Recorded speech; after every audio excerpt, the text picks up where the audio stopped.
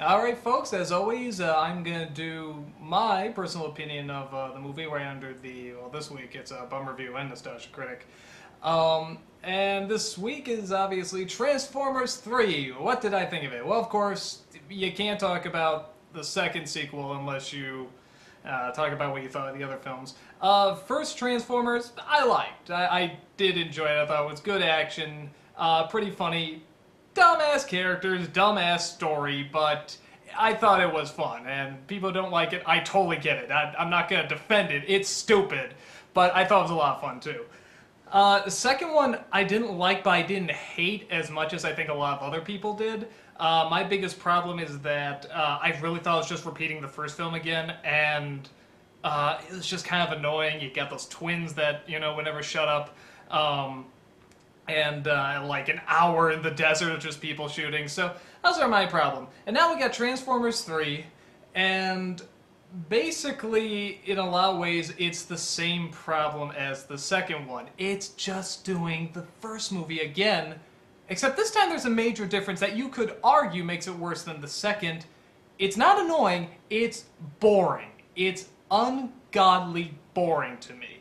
Now, like I said, this is me talking for others, because I went to a midnight show, and it was like all high schoolers, pretty much.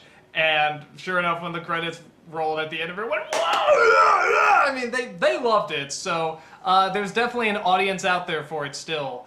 But yeah, my big problem is that I've seen this. I've seen this done before. You can literally just pinpoint what moment they're gonna do. It's, okay, you have the build-up in the opening with Optimus Prime's narration. Then you're gonna go to, what's that Sam kid up to? Uh-oh, his parents are gonna come and embarrass him. Well, they'll go away for a bit, come in maybe the beginning of the second act to say something really stupid again, but still act, encouraging because they're his parents. And then you got the government cover-up, with, Optimus Prime saying, you lied to us, and him making the big speeches. And it just seems so, I don't want to say phoned in, because these movies take a lot of effort and it looks huge, but it's story-wise, it just seems like we've seen this. The only thing that was, well, there's two things that were new about. One is the new girlfriend, which I do like better than Megan Fox. I actually like the fact that, of course, it's Michael Bay, so they make her look slutty as hell, but it's still a nice character you hear, and maybe it's just the British accent. Maybe the British accent just totally throws me off. I'm just like, wow, she's sweet, she's nice, but the characters seem like, legitimately, oh, this is likable. She's very likable. Where Megan Fox, I don't remember hating, but I don't remember a thing about her. And the other thing that's kind of new is the Decepticons are a little bit more creative. They're a lot of fun. There's a vulture Decepticon. There's like this. The only way I can describe it is sort of like a worm from Dune Decepticon, and that thing's great. Anytime that thing came on, I got excited. But everything else just seems like, okay, the buildings explode, the people are falling, and you think they're gonna fall, they're not gonna make it, but then of course, at the last minute, the Autobots come and catch them and save them, and you see, okay, in the first Transformers, I remember one part where everyone really applauded was when Optimus Prime, he gets distracted near the end, and he has to fight this other, whatever, bad guy. And then they all go into the city, they're fighting, and then somewhere in the middle of it, Prime suddenly comes in and everybody applauds, and that was good. That's sort of like when Gandalf came in Two Towers. It's sort of like, oh yeah, you sort of forgot about him. They really abuse that here. I mean, they do it like 8 times. I mean, there's like 8 times where the Autobots go, you quote-unquote think they're gone, and then just when someone's about to get shot, just when they play it in slow-mo and play the sad music, they come over the hill and hit the guy, and the first couple times they did, of course, the teen audience goes, oh yeah! By the 12th time, I mean, it's like they could just see it coming. So that was pretty predictable. It was kind of cool seeing Chicago get blown up. I mean, because we sort of saw, the explosions happening and stuff. So, I mean, it's neat to see, oh, okay, that's what it looked like.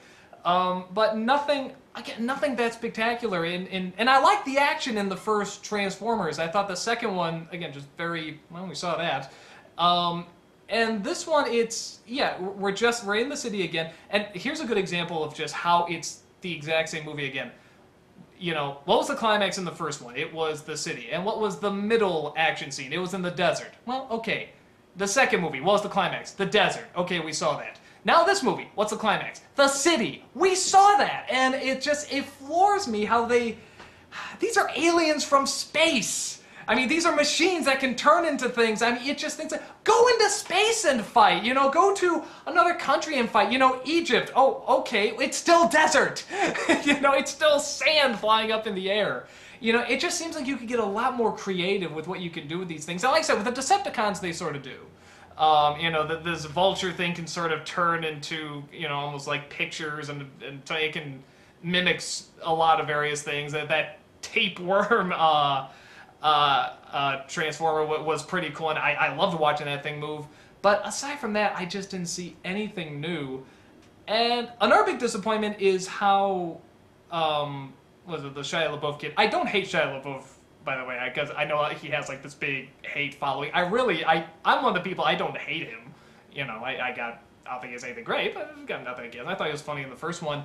Here, for whatever reason, they have him shout all the time. Like every other line is a scream, and he doesn't even need to. I mean, it's just like, oh, get over here! Girlfriend, get over here! Oh my God! I mean, he's constant screaming. I remember one point where they pull up, and he's a bit of a whiner, too. He's like, I want to go fight with the Autobots again. I want to do the Decepticon. I want to blah, blah, blah. And I remember he pulls up in his car. It says, you know, I want to see Optimus Prime. I want to see that, whatever, the secret location. And the soldiers are just like, no, you can't see him. No, you can't see him. And at some point, he just has like a Nicolas Cage moment where he just goes, Mwah! And it's just nuts. I don't even know what was going on. I think he runs into a gate or something like that, and the car gets ejected up a little bit, and he's just like, ah! It's like, I have no idea what that was about. I mean, maybe other people did. Maybe it's just something I missed, but it seemed like he was just screaming every other line. There's this bad guy that Patrick Dempsey played. I don't think I'm giving anything away by saying he's a bad guy. The plot, of course, who cares what the plot is? When have you ever cared about the plot in a Transformer movie? So, yeah, it's not as annoying as the second one, but I don't see any purpose in seeing it. It's literally, just go watch the first one again. The action's better, the acting's better, the comedy's better. You never care about the story, so you don't really want to know what's going to happen. There's a lot of jokes that fall dead. There's one good joke I remember, and that's when when that giant worm thing comes around, it's wrapping around the building. One of the soldiers just says, why the hell do the Decepticons get all the better shit? I think it's a very legitimate question. So, and there's this one other weird thing I brought up in the Bum Review. For whatever reason, like, okay, you know how, like, in trailers, I do this too, in trailers, like, somebody says a line, and then all of a sudden, doom, it goes black. I mean, that's just what happens, somebody turns, doom, it's just, that's always what happens. This movie really starts, again, just really abusing that, and I don't know why. The same guy who did the music for Inception did this, I guess, so it's just, there's the Inception music, I guess that makes it okay. I'm trying to think of what else. I did not see it in 3D, and okay, but before I sign off, I'd like to give you one thing, just a little lesson about 3D, because I don't think 3D is horrible. 3D can be great, but here's how you can spot a good 3D movie, if it's going to look good in 3D. Okay, let's say you're watching me in 3D. This would look cool. This would look really awesome. Now, would this look cool in 3D? No, you can't see anything. It's dark and blurry. There we go. It's dark and it's blurry. That's not going to look as good. The better you can see something, the better the 3D is going to be. And the more clear it is, and the more still it is, and the more colorful it is, the better it's going to look. So something like Kung Fu Panda 2, very good in 3D. A lot of animated films are very good in 3D because they make it very bright and colorful. How to Train Your Dragon was very good. That's why Avatar looks so good in 3D, because they made, the characters are blue, for God's sake. I mean, it's that colorful. So for something like this that's mostly just rubble, And a lot of it, I mean, Michael Bay movies are already pretty hard to watch. I cannot imagine watching this in 3D. Someone's on my Skype, screw you.